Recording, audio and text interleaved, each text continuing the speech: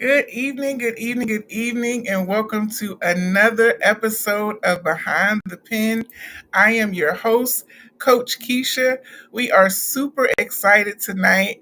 We're going to be diving into faith, family, and finding strength in the pages of your own story. Tonight's guest is an incredible woman of vision and resilience. She's a business coach, she's a leader, and an author. Tonight we have Nicole L. Brown on the show. Her journal, My Life Investment Journal, Empowered to Step into the Next Level, challenges us to invest in ourselves, grow in faith, and rise to our God given potential. So please help me to welcome Miss Nicole Brown. Hello, everyone. How are you? Hello. How are you, ma'am? I'm doing wonderful, wonderful. I cannot complain. Good. I'm so excited to have you on the show. We have a little bit of history, Yeah. and when I saw that you signed up, I said it's going to be a good show. Oh, nice. I'm glad to be here. Glad to be here. Absolutely. So we're just going to jump right in.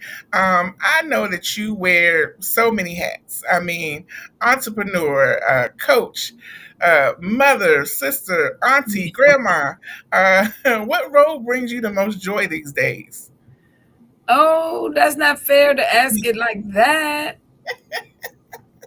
Oh my goodness. Well, I mean, it would seem right to say grandma. Because that's like the new phase. Everything else I was a sister for a long time, my auntie.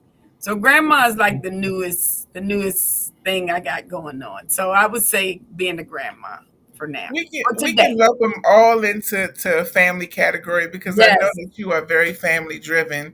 So we Yes. won't take away from the others, Yes. but we'll say family brings you the most joy. They do. They And do. if anybody comes to speak to you, send them to me because I asked you the question. Yes, you did. I was like, y'all, she set me up. I thought I had to be specific about it. But No, yeah, we'll say family family. is my everything. I love family. I really do. Absolutely, absolutely. If you could describe your current season, uh, this current season of your life in one word, what would it be? Ooh. In one word, Well, you could do a phrase, one word, a uh, phrase. well, it's gotten a little better, so I can't even use a word I probably would have used the first part of the year. I think I am beginning to walk in my overflow season. Um, I honestly felt when I literally just hosted a retreat for those ladies in my coaching program, and the theme was overflow blueprint. Mhm. And we all realized that we've been running on empty cups. Our cups are not even full. We show up enough, and then we got to go back and get full again. Like we realized we were really running on E. And so in doing that, and we had the retreat October 9th weekend, and just taking more time for myself. So I would say overflow.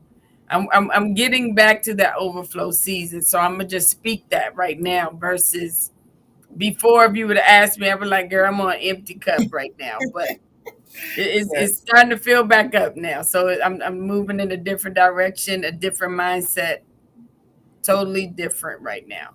So I would say overflow if I had to choose one word for right now. good. I like that word overflow. I like Yes. that word overflow because it means you have enough. I always say I have enough to live, enough to give, Yep. and enough to enjoy life. That's right. So I like that. So Hmm. before we jump into the book and talking about the book and everything, I want to let everybody know that scrolling across the bottom of your screen is where you can connect with Nicole. All her socials are there. Also, her website is there if you want to go and check out everything she's got going on. In the corner of your screen, there's a QR code that's going to take you directly to the website where you can purchase a copy of the book as we talk about it a little more tonight. So just be mindful of that. I would like you to also share this on your socials, on YouTube, wherever you're watching tonight. Ask questions in the chat. Let us know that you're watching, and we may shout you out. So we're going to get into talking about this powerful book, My Life Investment Journal. The title alone says so much. What do you think inspired you to write it? It was really more so about empowering people to, first of all, invest in themselves. I think a lot of people don't take the time to invest in themselves. We invest in so many different programs and so many other things, but we don't invest in ourselves. The book covers about family, um, about community, so many different things, so many different sections in the book. But it really, for me, was about just talking about the investments that I made, whether it was an investment in my family. I remember real quick one story. My husband had dreamed of going to France. That was his dream. He was like, oh my gosh, if I could just go to Paris and see the Mona Lisa and all the things. And I held on to that. And so for his 50th birthday, we went to we went to Paris, France. And when I tell you the trip was all about him, it was all about him. At the time, I was not into walking everywhere. But, to see the smile on his face, I sacrificed myself. And we went to the Louvre to where the Mona Lisa was. And when I tell you, when he asked the people, where is the Mona Lisa? And they said, oh, sure, sir. You go up there, you go up there, you go up there, and you go up there. And all I saw was white steps. And I'm like, Lord, I know I'm not in heaven, but my God, them steps are a lot. I don't even remember seeing an elevator in the whole building, but we walked up all these steps to see this 8 by 10 Mona Lisa picture. People travel all over the world to see. And I sat there out of breath, exhausted, and I'm like, are you kidding me? But however, it wasn't about me. This was his dream. It's what he wanted. And so it's about investing in your family, finding out what their things are, their dreams, and how can we help them make that dream a reality. So, and even in that, I've taken some former staff who are no longer even working for me. But a few years ago, if someone told me they had never been on a plane, I'm like, okay, well, let's take a trip. And I think at that point, I really am big on investing first in myself, but in other people as well. So the book really shares a lot of personal stories, how I overcame challenges. And so, yeah, the title was just more about investing in yourself, your family, your community, and just seeing everybody else get it, just get excited and helping them live in doing things they never thought they could do. Absolutely. And I love that because a lot of us think we'll never get to do the things Mhm. that we dream of, or we'll never get to see it. And sometimes it'll come through a blessing from someone else, Yep. and sometimes God will just make a way for us to be able to do it on our own. So I really love that idea of being able to invest not only in yourself, but investing in others as well. Yes. So I think I remember reading that you mentioned this journal was born from your Wisdom Wednesdays, the lives Yes. that you would do. Um, Hmm. how did you decide it was time to turn those moments into a book? So everybody would always say, you should write a book, you should write a book. And I'm like, I don't want to be another author who writes a book just to say I wrote it. Journals, I love journals. Somebody has a birthday, I'm going to give them a journal. And so I wanted to create something that I actually would read myself. But every Wednesday I would go live, and one of my friends she is she's a ghostwriter, Sabrina Sanchez, but it's bigger than that. Like she can, when she worked for me, we would meet and she would ask me, what do you want to put in the newsletter for the school? And we would talk about it. And man, I was like, girl, you took that whole thing out of that conversation and you can produce something like that. So it was only supposed to be 1 year of taking everything I did on Wednesdays, um, and just turning that into a book. I wanted to share real life stories. I didn't want to make up, fiction issues or anything like that. But it went on for 2 years. And I remember my friend Chanel Evans and Sabrina Sanchez. They came to my house one weekend, and my friend Sabrina was like, okay. And she watched my videos straight, two Wow. years worth of Wednesday videos. And she said, okay, what areas do you want to cover? And I'm like, okay, because I did not want to sit down and think about what I wanted to write. I figured if I could base it on real life issues would be more interesting. I didn't want a journal that every day you had to read. Some days, the different journals, you read a different one every day. I 90% of the time don't go back the next day, but that week. So my book is focused on weekly. So it's something that every week you can still work on throughout the week versus you read something today and you read something else tomorrow. It gives you a focus point of something that you could work on to better yourself every day of the week. So it came from I just was trying to make my life easy, and writing a book is something that I really wanted to talk about versus just writing about daycare and how I got started. I'm not going to say that won't come up one day, but I needed it to be a little bit more exciting for everybody else to read and something I would enjoy myself. Right. Absolutely. Absolutely. And I don't know if it's something you already do in your coaching, but I can definitely see you writing a book or doing some type of webinar on how to help people start their daycare businesses, because I know a lot of people, want to do that. So that might be a specific niche that you cater Yeah, to later you're on down right. the You're road. right. You're not supposed to talk about that though right now because that's giving me a project, and anybody that's watching that works for me, they're like, you know how deep we get. That's just confirmation. So I'll be like, no, Keisha wasn't confirming nothing. No, I'm just kidding. But you are not the only one to say that. I'm like, are you kidding, Lord? Not you didn't have to bring me on this podcast to slap me with that too. But it's okay. I receive it. Now, you've Um, had so much longevity and so much success, though, that, people want to know how to do it, what to yeah, do, where do I start? But we'll move on from that. it's okay. Um, You can stay there. It's okay. I'm not even gonna be mad. It is what it is.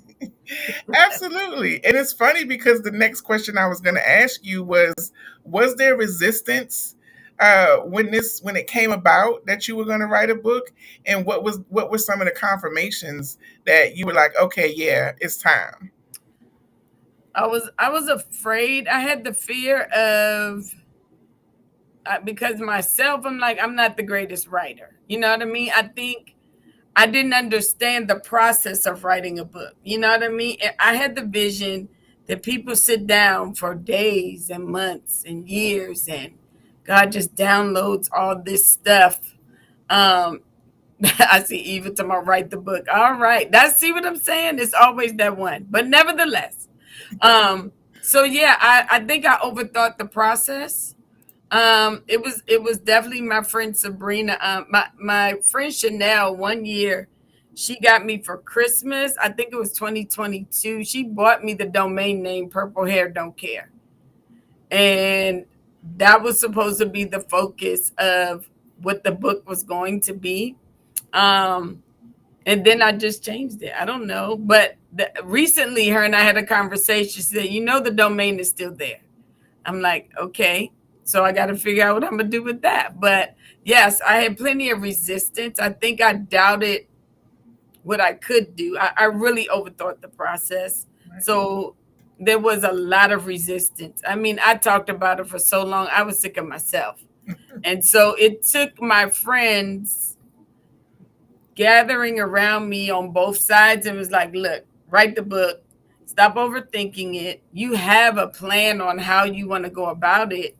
So stick to your plan. And now you've exceeded your time. You said 1 year, 2 years you did these, Wisdom Wednesdays, and now you really don't have an excuse. But I was blocking my own blessing out of fear. we get that FOMO. We look at everybody else's book, and we think, oh man. Then like not somebody else did a book like not long before me, and I was like, okay, if they can write a book, I know I can. So it's almost that one punch that you need to be like, girl, you got this. You could do it. So, Right. but I Absolutely. did have resistance. I was afraid. And I think that that's natural. And especially for creatives and planners, we often overthink things. Mm-hmm. And so that's I'm on book number 22, and every Ooh, single one I'm just like so it happens. It happens. wow. But I'm so glad that you wrote the book, because otherwise we wouldn't be here tonight. Yeah. And I know that there's people who can testify to the book impacting them and helping them in some way, for sure. Yes. Um, I know we talked a little bit about investing in yourself, but from a faith based perspective, what does it mean to invest in yourself? From a faith based perspective, I think I guess I would see it more as investing time to really just be still and really seek God um, for different areas of our life.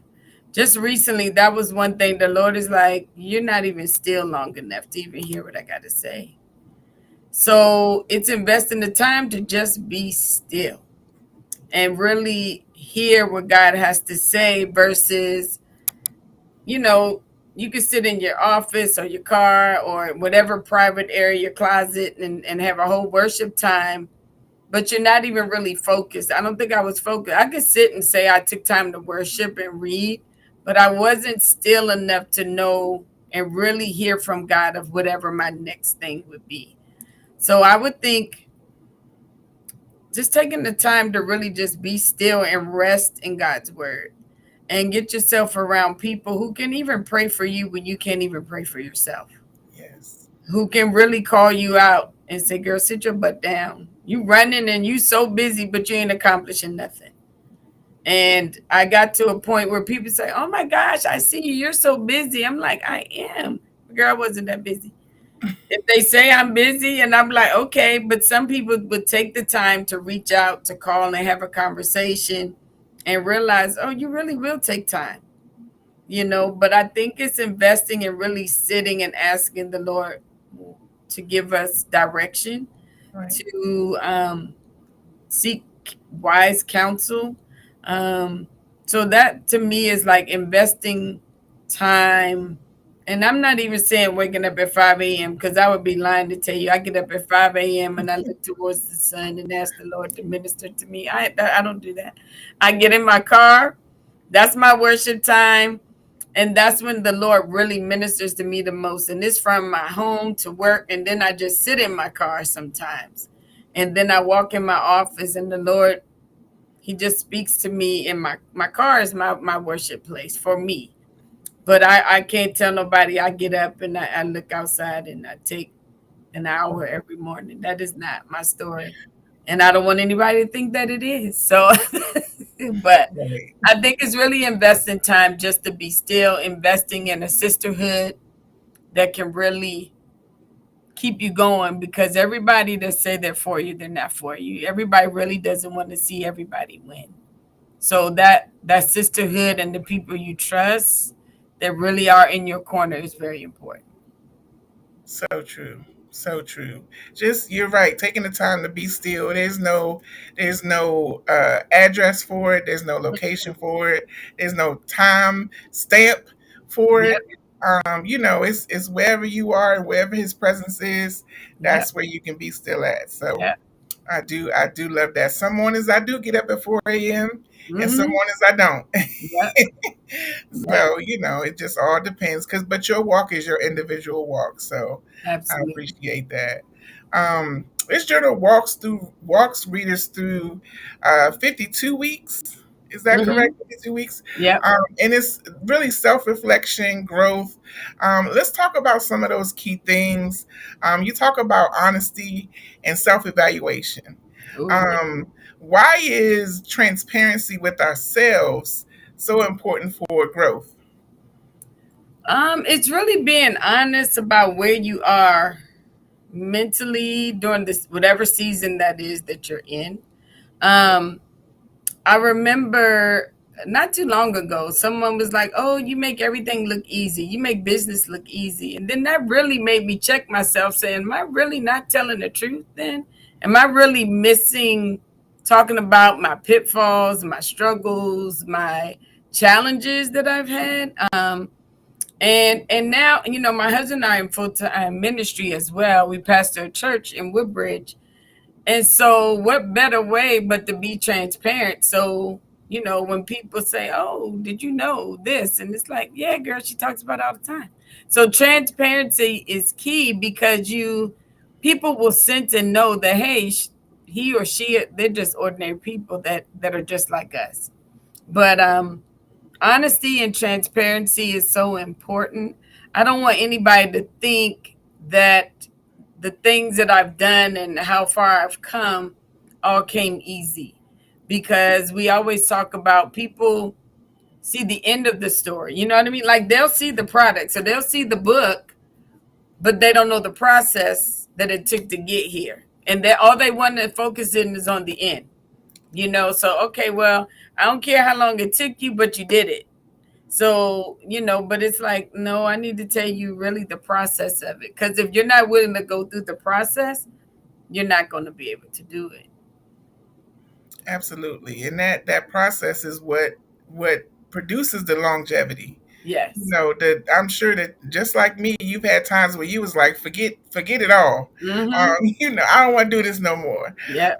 And those are the moments that we need to talk about and be transparent about, because people see, like you said, the end result, and they're like, yeah, I could do that. Can you? Mm-hmm. You Yeah. know, Yeah. do you want to? No, Um, they don't. I tell people during my book signing, I share with people, like, people always say, "Oh, I just want to be like you." I said, "Well, how much are you willing to lose to be like me? Like, are you really willing to lose?" So don't say you want to be like me, because I lost money. I've lost credit score. You know what I mean? Like it's a mhm, price to pay.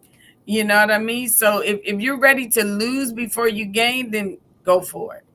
But if you're not ready to lose, then you really think about what the words that you say.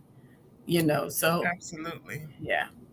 They want to be like you right now in the moment, but not. They don't want the process. So No. absolutely, we got to be careful. Because I Oh, think I've at least quit at least 2, 3 times a week, every week. So, hmm at least I end my day with I quit, and the next day I start over again. Like I can't, and I'm big on, I don't like being around people who let me just sit in stuff for a long period of time. Give me a good 24 hours and I'm good. But if you can't help get me out the pit, then you got to come on, let's speak life. Come on, let's pray for me when I just don't have the strength to do it. So my right. my my circle is very important to me as well. Do you have a copy of my questions? You just flowing right along with. I don't have a copy. I'm sorry. I wish I Uh, did, but no, I don't. no, I was going to talk about your message about not, like, you're not alone, and Hmm. having community and the importance of having community in some of your hardest seasons. But you pretty much, just touched on that and how important it is to have people around you. Not only that will tell you the truth, or as my grandmother used to say, tell you when your slip is showing, Right. um, but also we'll pray for you, and we'll be there to support you when you're weak. And I think that that's important, whether you're in ministry, Hmm. business, life, period. So, do you want to speak on that anymore? You Um, I mean, well, yeah, the whole "you're not alone" that stemmed from really me letting people know that they're not the only one that go through things. I think people are fearful to share their challenges, but when we open up and say, "Oh, I dealt with this," or "I dealt with that," or in business, "Yeah, I failed in that," and people like, "Really? Oh man." Well, then they begin to openly share about their thing. Well, how did that make you feel? Whatever. And at the end of it, it's like, see, you're not alone. But I think so many people are afraid to share, and you got to know when to share it. I'm not saying everything you do, you got to every day go on social media and tell everybody your failures, but I think it's just, I didn't want anybody to feel like they would be alone in anything in life. Like, you have people here for you. Um, and that was just one of the things I just always felt like you got to be open and honest so people can be okay with being in your space. For our Sisters Connect Women's Group, when we first started the ministry, I had to create a safe space for women. I used to go to women's ministries, and boy, I hated going because you get that speaker who talk about health. You get the ones that talk about how you got to be a vegan and eat just nuts and fruits and just enjoy your life. And then we do like an exercise, then they work out, and then everybody go home. Nobody ever asked anybody, how do you feel? What do you have going on? And when we started our Sisters Connect, I really worked, I had to pray about it. And the Lord was like, create the space. And from that, women feel more free to come in and share about whatever it is they're going through, whether it's with the spouse. And we would pray for them, we would encourage them. But it always gave that whole you are not alone, but it created that safe space. So I'm really big on creating the atmosphere so people will feel free. And so many women over the years who didn't even have relationship with their father we did a session on unforgiveness. Do you really forgive those that hurt you? And I mean, that went on for a little bit, but now to see some of these women free Yeah. is worth it, all because I gave them the space to fully share about their hurts and things that they deal with. And I always tell people, I may not have experienced that, but somebody in the room has. So, it just created that space for so many other women as well. So it gives the whole you are not alone concept as well. Absolutely. I love that. I love the concept of just creating the space. Mm-hmm. Because sometimes all we need is to know that we can be transparent. We can be Yep. vulnerable in those Mm-hmm. spaces. So I love that. Now you yourself have been open about almost losing everything. How did Yes. your faith kind of carry you through when life was felt uncertain? Sitting in my office is this prophetic word that was given to me in 2005, I think it is, about how I would open several schools and I would, you know, make millions and things like that. I think when those challenges come, I would go back to that word that was spoken. I did in-home daycare from 93 to 2006. In 2005 is when I got the prophecy that God was going to grow my business outside of my home. And in that, I transitioned into a daycare center. 2010, we were like thinking I was doing big things. And as I shared before, the IRS officer showed up at my office and was like, "Hey, do you know why I'm here?" I'm like, "Ma'am, I have no idea why you're here." And she said, "We've been sending you letters." And I ain't gonna lie, I had a whole stack of letters, never opened, never touched them. And she's like, "Do you realize that you owe the IRS?" I said, "No, I don't realize." And she began to share all the things of what I owed. And I mean, and then like a month later, I wake up, money be gone out the account. It would be a few years, even after that, same thing. Payroll, it was a payroll day. And I mean, you have those people you knew were going to run to the bank, cash their checks like right after they get them, right? So it was payroll day. I woke up and, well, no, I was fully awake actually. I was in my other office at the time. And next thing I know, the money was there. I'm like, okay, cool, we good to go. Maybe an hour later, I checked the account again. Something's gone. And I'm like, what happened? I remember going to the bank. It was Bank of America. It was literally about to close. And they were like, some loan or something I had or whatever, they had flagged my account or whatever. So I'm like, okay. And the people had their checks. So I immediately had to say, hey, everybody hold. At the time, I didn't know what was going on. So everybody had to hold their checks. I remember calling one of my family members. And I mean, when I tell you I was crying, and they were like, look, I can help you, but you're going to have to come and get it. And they did not live close. They lived 4 hours away. I remember calling my daughter, who was on break at the time. I said, hey, I need you to ride with me. She said, okay, mommy, we going. We got in the car. A 4 hour ride turned to a 3 hour ride because I was not playing. And that person gave me the cash I needed. I came back, met everybody at the school by like 7:30, 8 o'clock that night, and cashed everybody's checks.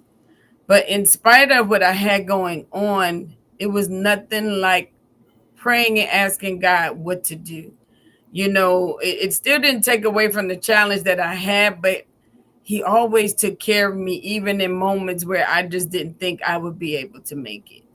And it was the promises that He gave me that I stood on and said, God, you can't take this from me because this is what you promised. And dealing with all those challenges, man, it just increased my faith. I remember in 2013, the landlords of the school I was in at the time had told us we owed $26,000, and this was like President's Day weekend, and we had to have it by October 31st. And I remember my mother at the time was alive, and she was working for me. And I remember she asked them, she said, "Are you guys done talking to my daughter?"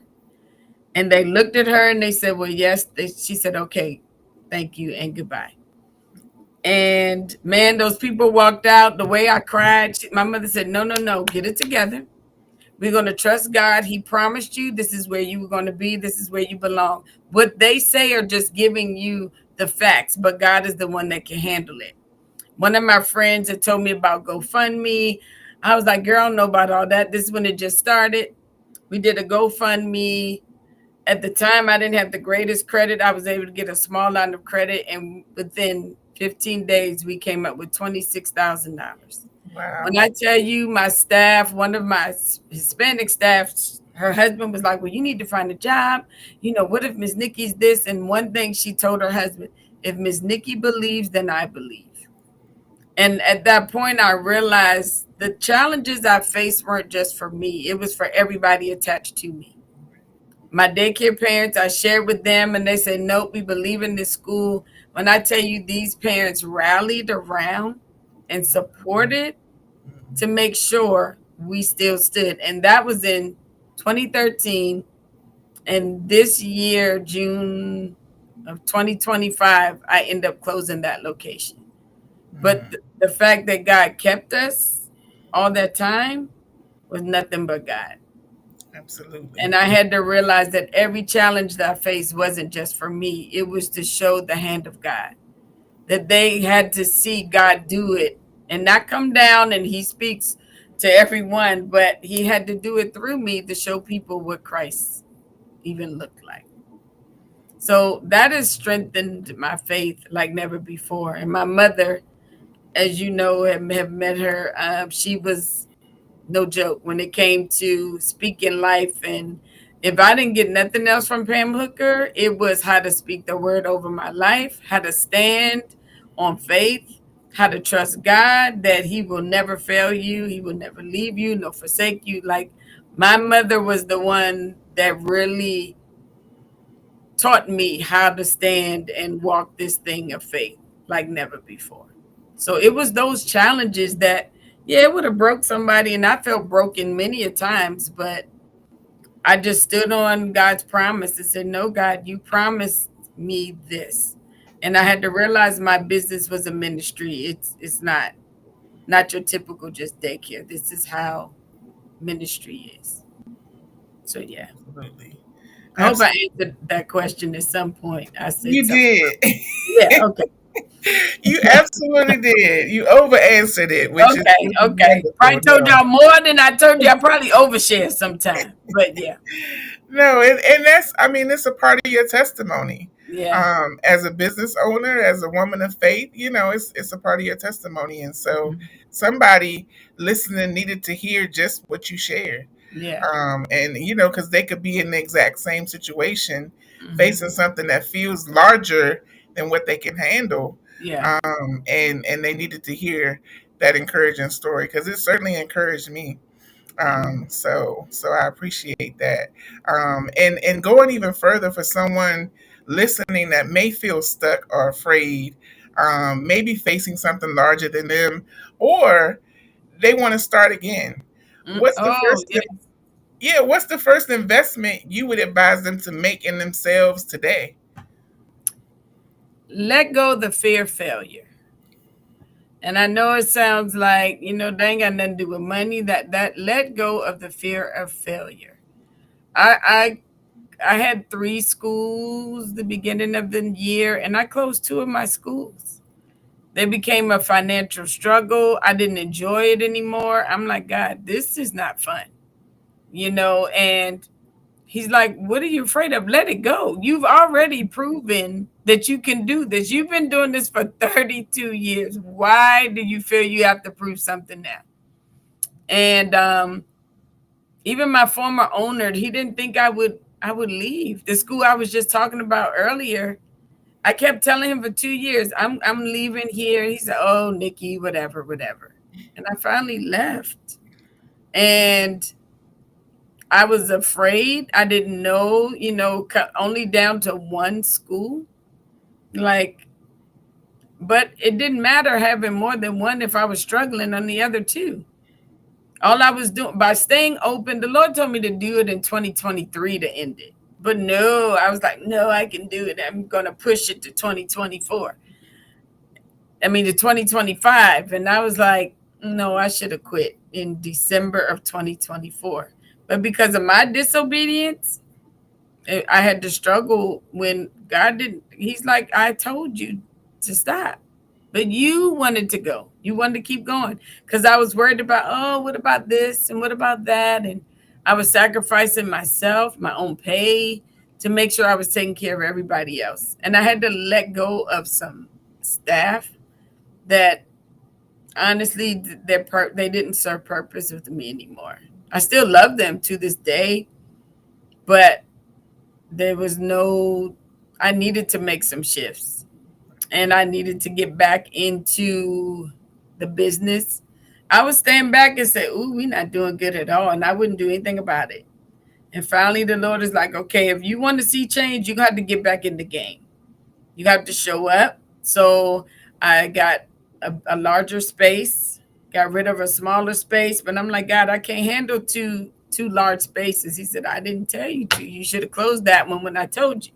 So me and my disobedient self, June of this year, I closed my larger school, all to create a different atmosphere, all to start over, all to be like, God, I need a reset. Like, I want to get back to loving my job again. And he has done that. The love of it, the staff that we have now we're definitely a family atmosphere. The families, I was scared that in my larger school, I wasn't going to have as many come with us because we are licensed for like 68. The other school was licensed for 150, but we only had maybe 55. Like, since COVID, it was really been tough building back up. And 40 of those students came over to the new location. So Wow. we already have a waiting list for some of the classrooms. So Wow. it was like, you're so busy focused that these people are not going to come, that they did come. And some of them, my daughter had a parent teacher conference yesterday, and the parent said, I didn't know what to expect, but this was the best decision. The way I changed the logo, I changed the look of the staff. They asked me could they wear purple scrubs. They wear scrubs. We changed the logo of the school. We just changed how we did things, and I went back to how I got started. And the Lord was like, you used to seek me a little bit more. People would pray. You would pray before you even come into the school. So we went back to the roots of those things, and now we're beginning to see the increase in it. Absolutely. I love that. And that was just for me because I'm starting over after Yeah. being in Texas 2 years, moving back to Maryland, and Wow. starting over again. That was definitely encouragement for me. But more importantly, what I heard in that story was that if obedience is profitable. Oh God, yes. Yes, it Hmm. is. When we do what God tells us to do, Mm-hmm. then He will bring the increase. He will bring, Yep. even if it looks and sounds crazy, Yep. He'll do the rest. So Yeah. that was the most important thing that I heard. So Yeah. And I felt absolutely, crazy closing that school too. And people were like, "You've been there for so long. You've been there 15 years." I'm like, I know, but in order for me to get free, I gotta let it go. And and that's exactly what I did. But the families that came, man, it was I couldn't see it at the time, but I had to take a leap of faith and say, all right, God, I trust you. This don't make sense, but I do trust you. And it definitely has been the best decision I could have made. absolutely, absolutely. So trust in God really shapes the way you lead and run your business, is what I'm picking up on. Yes. Absolutely. So we Yeah. know that you're also an entrepreneur and a coach. What advice would you give to other entrepreneurs who struggle to balance like family and faith along with their businesses? Keep faith as the foundation. Um, some people of if you start a business, if you have a business, whatever got you there, keep that as the foundation. Um, and I would just say balance is very important. If you have family, there are going to be seasons that you got to grind. There are going to be seasons that you can rest. So make sure you're able to communicate, especially those that have families, that you sit and talk with your family, say, hey, this is a season of grind. I'm not gonna be home as much, or I have to do this, or I have to do that. But even in that, don't keep using that as an excuse of why you can never do anything. But you gotta have balance. You gotta be able to say, you know what, I just started going back to this, so I would not be telling the truth if I would sit here and say I've done it all year. Since my retreat, I've gone back to taking off on Mondays. And for so long, I was coming to work every day. I was trying to make sure my directors knew what to do. And finally, the end of September, our state inspector came. My daughter is one of the directors, and that was her biggest fear. And mommy, I'm good with running the school, but when the state come, I don't know what to do. So the state came. I was out of town. The other director was off sick. And when I tell you, my licensing inspector was like, your daughter got it. Mm, Mission is accomplished. You enjoy your life and let her do what you now have her in position to do. So, because I let go, as I stated earlier, and released it and totally allow God to take full control, but making sure I equip those people that I put in position to just trust that they're going to carry it through. So I can now have my freedom to do the things I enjoy doing, whether it's in the middle of the day, tell my husband, let's go to lunch or let's do whatever, take a trip on the Sunday and don't have to come back till Tuesday. So it's definitely making sure you understand balance, but putting people in position that can keep the business rolling at the same time. So you may have to invest in someone helping you. That's an investment. A lot of people don't want to do that, but it's worth the investment to get your freedom to do the things you love to do. And I think as business owners, we think we always got to be there, we got to show up. But no, we got to put people in position so you know, we can work on the business, but we don't have to work in the business. And so right. I think that's that would be my thing. Make sure you have balance. If you're married, talk to your spouse. Make sure you have an understanding, but still value them as your spouse. Um, Sacrifice times even in the workplace so you can spend time with your spouse or your children if you have young children.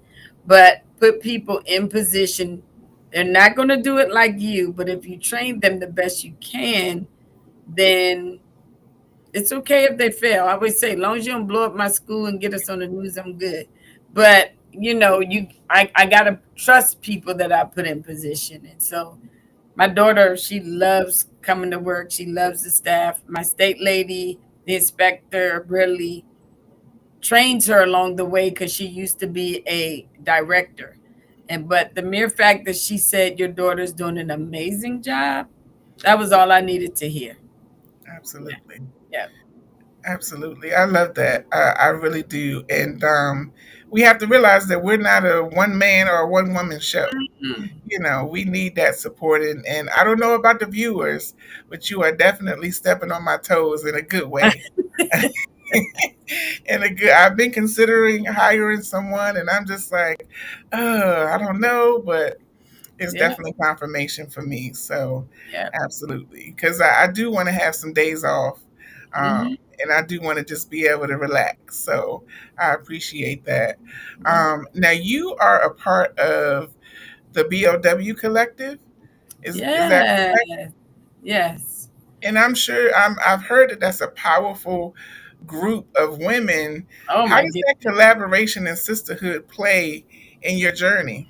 Oh man, it runs deep. What my friend Chanel Evans, she, you always have that friend who is like, girl, I'm gonna go over here and try this. And I think it might be somewhere you belong, but I'm gonna check it out first. That was exactly really what she did. She got inducted into the Bow Collective February of 2024. And she was it was hosted, I think at the time, in Charlotte. No, the one I did was in Charlotte. I don't remember where hers was. Somewhere in Florida. But it's women who have made over $1 million in their businesses. Some, not everyone in the group, the whole focus is those who made 1 million in their business. So that you had to put in the application to show that your business qualifies to do that. Um, and I don't even know how. In 2017, when I did the Steve Harvey School of Business, my goal was that my business would bring in a revenue of $1 million. And in 2018, we made our first, it was like 1.00, but it didn't matter. We made it. Right, And so since then, we've grown. Even in our lowest of lowest, we've been still over 1 million since 2018. So that is what you needed to, your business revenue had to be that. You had to really be open. You had to show your tax records to show, to prove, like, you just one of those, these are one of those organizations you can't just talk about. No, you got to show right. that you belong. But the founder of the organization, she lives in Maryland, and she just has a desire to see Black women excel, support one another, to be in the same room with each other. You have women who have construction businesses, who it's a whole big group of different women. There are two other women in the organization who are daycare owners as well.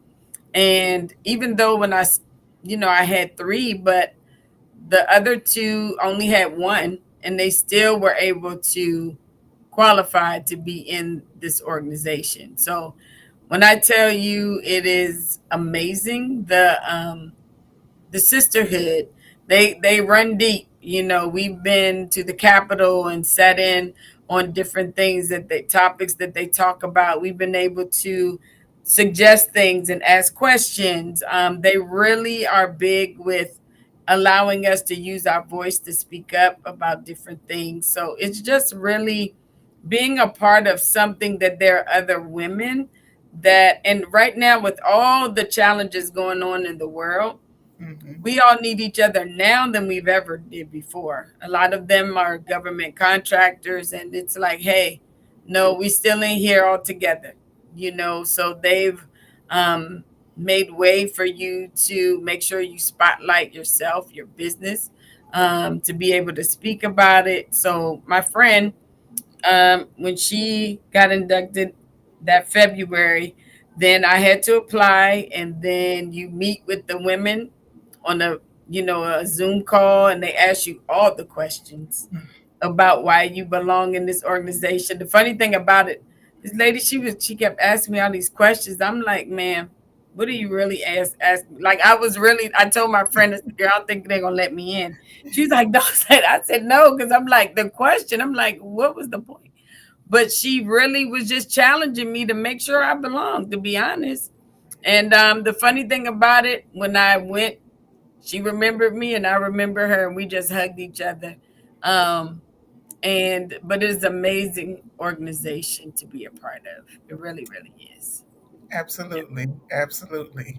Well, that gives me something to continue to aspire to in my business. Hmm. We've seen a lot of growth over the last 12 years. We haven't made a million yet, but we've That's all been right. close. So it Celebrate, gives me something celebrate. to aspire to. Absolutely, Hmm. absolutely. Um, there's a quote from your book that you say is one of your favorite quotes. It's when your story feels too heavy to carry, remember it's the weight of glory being built in you. What does that mean to you personally? Um, Sometimes it's like when we think we just can't carry something, God gives us the strength that we can endure to the end. So even though it may feel like that it's heaviness, but it really is equipping us to move to the next level. And it's like we got to really go through something to get to the next level. And it's like going from faith to faith, you know what I mean, type of thing. Yeah, But things that we deal with may seem heavy, but honestly, is really not that bad. And God gets the glory at the end of it all. And absolutely, that's just kind of what the way I see it is that at the end, it may seem like something heavy I was carrying, but at the end of the day, God is gonna get the glory. There's something great is gonna come out of this. So yeah. absolutely. I love that. It puts me in the mind of when we lift weights. It's not a pleasant Mm-mm. process. However, at the end, you have these results, and Yeah.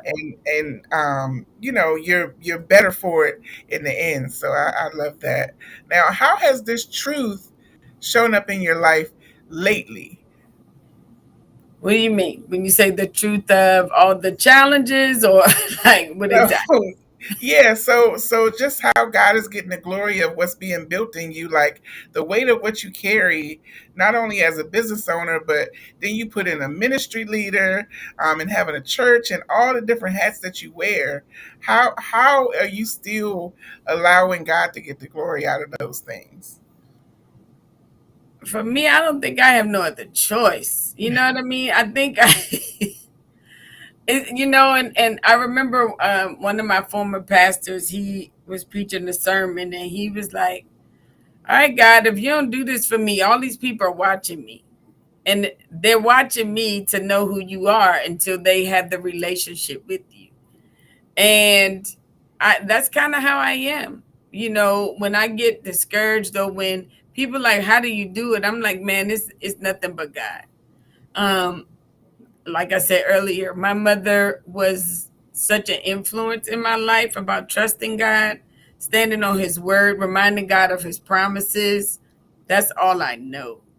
And if I did anything different, I would definitely be off. So I have to go back to what I was taught. um my husband and I, we always talk about that balance. Like my parents, they live by faith. We believe God for everything, and he came through every time. I mean, at the end of the moment when we thought there was no way out, my husband's dad, they were, their family, mother, father, Christian as well. But we live by faith. They lived according to the finances they received and things like that. Man, the Frank and Pam Hooker family, we didn't do that. We trusted God. My dad would say, "Let us pray," and we would pray. So right now, Christ is just the foundation of just who I am. And so even me feeling weak and discouraged, I can't even stay down because I'd be sick of myself. So it's like, okay, some of my friends have to remind me it's a part of your story. Right. It's a part of who God has called you to be. You're equipped to do it. You can handle it. I have some of my friends, they say, girl, I could never carry what you carry. It's true. They really can't. And I appreciate their honesty. They're like, I don't know what entrepreneurship is like. I go to work and I get a check and I'm good. So I haven't experienced life at that level like you have, but they watch me and watch my response. So I think it's just, I don't know. Christ is just the foundation of everything for me. And I know for some, it's like, oh my gosh, can't you? That's all I know. That's all I know. So I can only give you what I know, um, who has kept me and who still keeps me, even when I make dumb mistakes or make dumb decisions or do things totally that I'm like, God, my bad. I am so sorry. I didn't know that was that bad or that was not a good decision. But he comes through every time. So I don't have no choice but to walk in my truth. I'll tell people how I got to where I am and how I still have a very long way to go. But to tell you the truth, Keisha, I don't think I would trade anything in my life at this point because of it, I am who I am. And I remember one year I said, God, I just want to be like Oprah. I just want to give and be able to sow seeds and do this and that.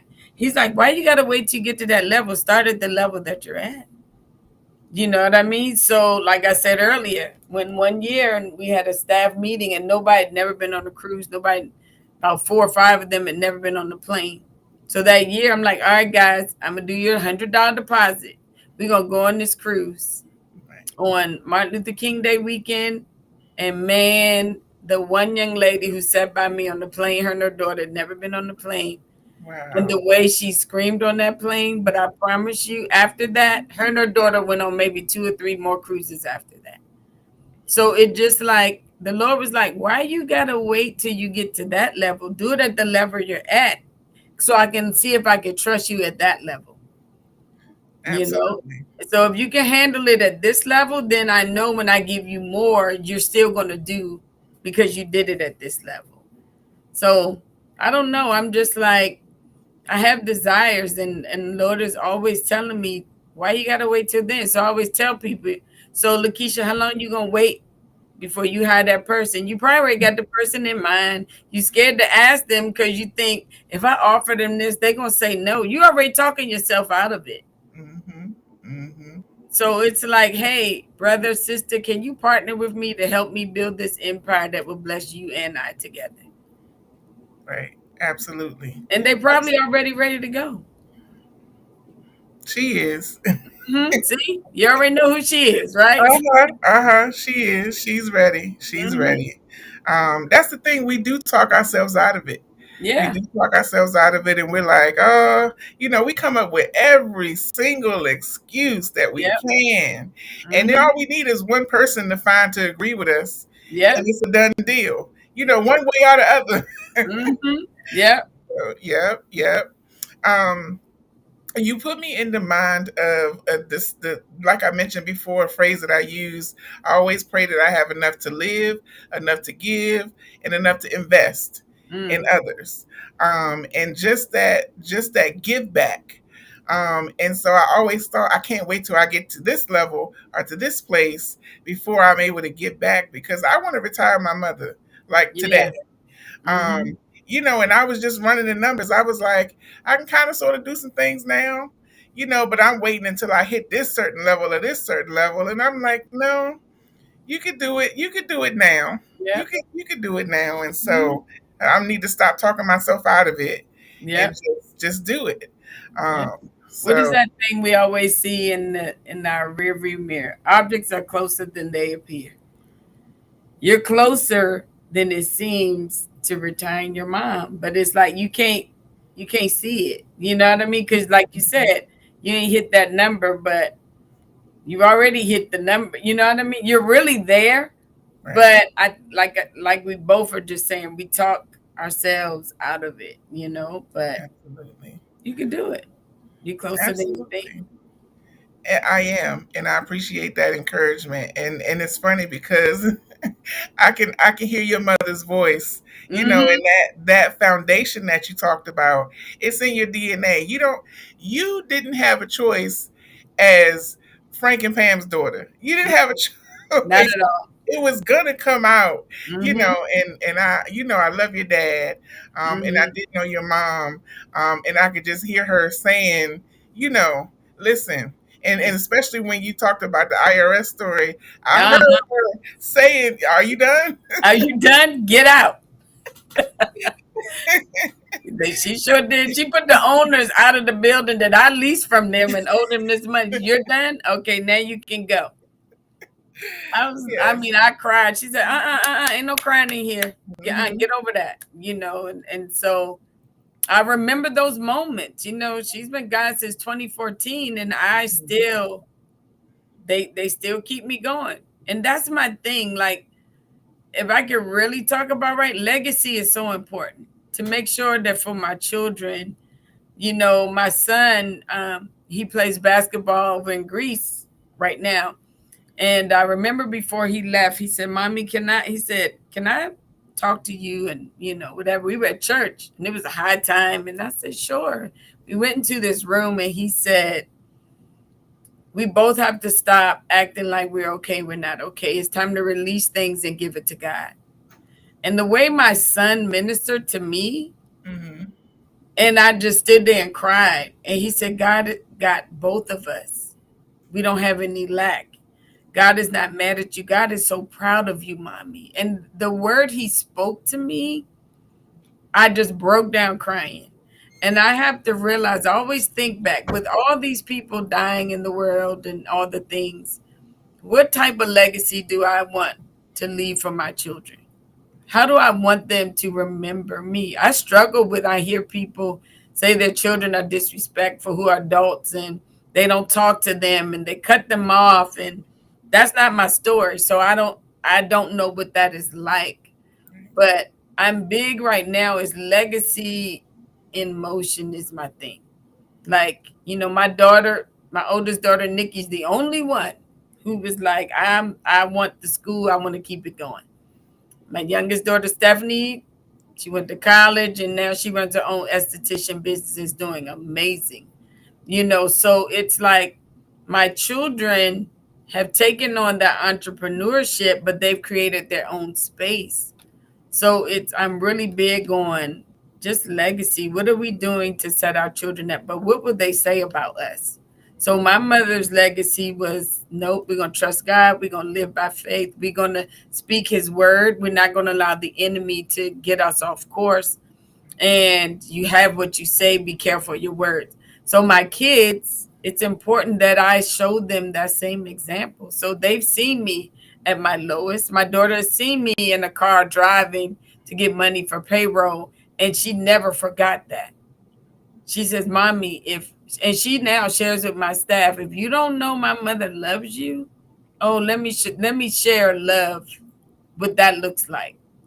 And so to see her now walk in the position of director of the school, it blesses me. First of all, I'm grateful to see her do it because I believe that she could, but she had to believe that she could. Right. Absolutely. Yeah. Absolutely. I love that. I love the legacy. And I was thinking it, and then you said it. Mhm. My dad passed away 2 years ago, Yep. and I just keep thinking about his legacy because some of his friends who maybe can't remember my name, one thing that they know for sure is that I'm Cleo's daughter. That's right. And that he talked about I was his big baby, and Mhm. then my younger sister was his baby. And Yeah. so they know that, and they're like, he always talked about his big baby and what she was doing, and Uh-huh.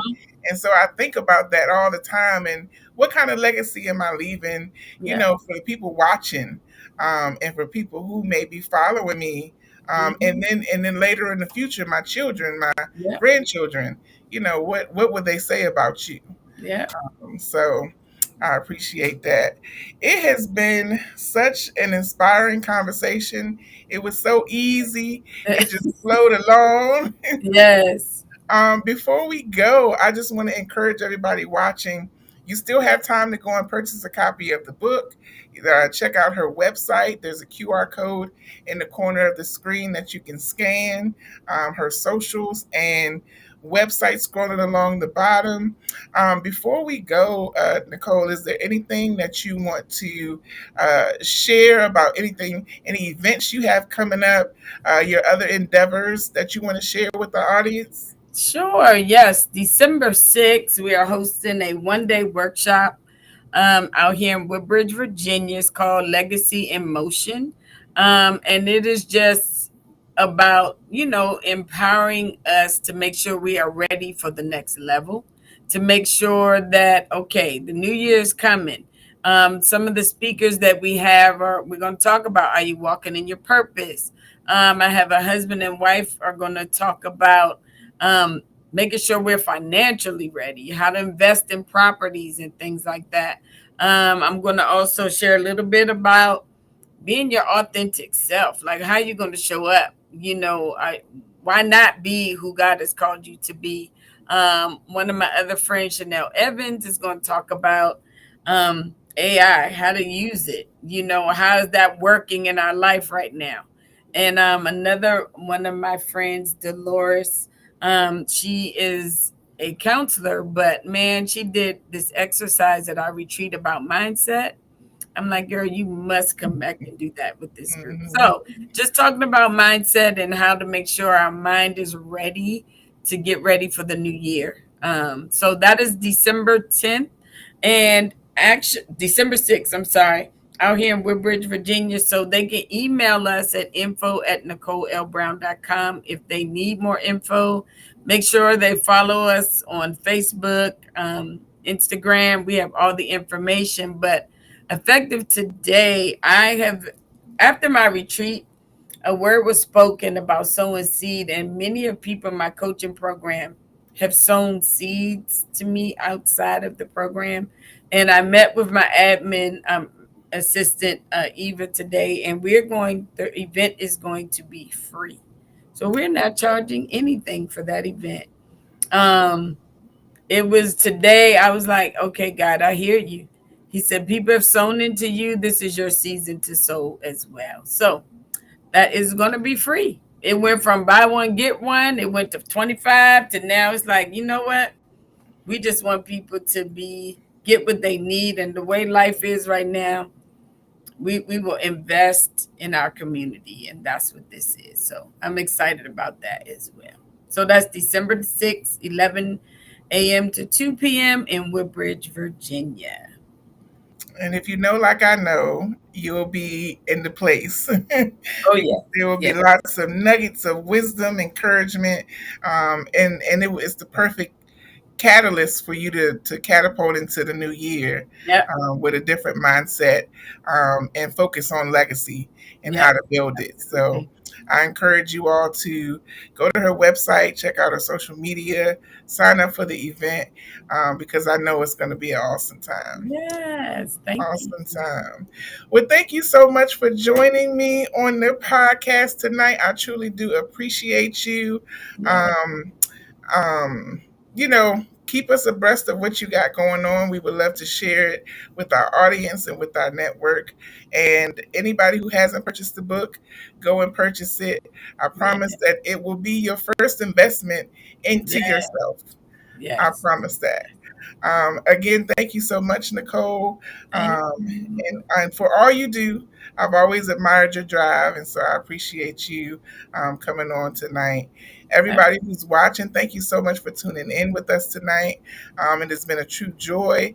I pray that you all enjoy the rest of your evening. Don't forget to check out the podcast on YouTube, Spotify, and wherever you listen to your podcast, wherever you watch your podcast, and also sign up to be our next guest. If you know an author or you are an author, sign up. It's free of charge.